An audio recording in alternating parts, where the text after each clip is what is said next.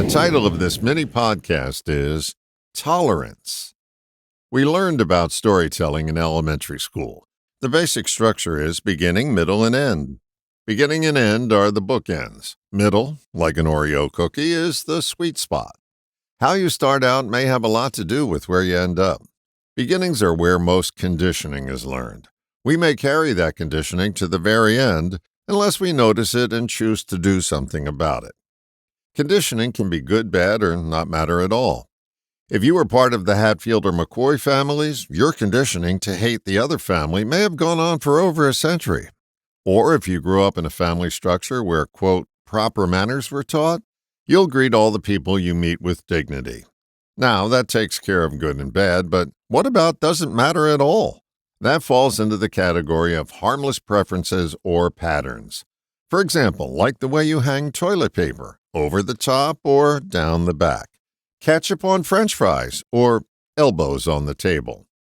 Now, if you blanched at any one of those preferences, you're being held captive by your conditioning.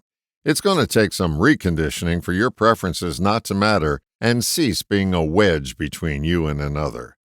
The middle is where most reconditioning takes place. We may discover that we don't have to do it the way our parents did it, and we can learn tolerance they may not have taught us. My mom used to say, "That's why they make chocolate and vanilla." A reconditioned version of her phrase may be, "That's why Baskin & Robbins exists." Tolerate is a trigger word for many. To them, it means they have to choke back their discomfort or animus to a different way of doing things. That's not reconditioning. That's just temporary repositioning. For forbearance to become a way of life, tolerate has to become synonymous with incorporate. If you don't spend your middle learning to acquiesce, it's likely that where you'll end up will be quite the mess. It's not too late to rewrite your story.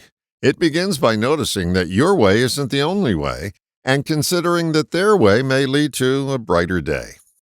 Personally, I'm in the middle of this story. It's still a work in progress for me, not to regress to the conditioning of my way being the only way, to dot every I and cross every T. All the best, John.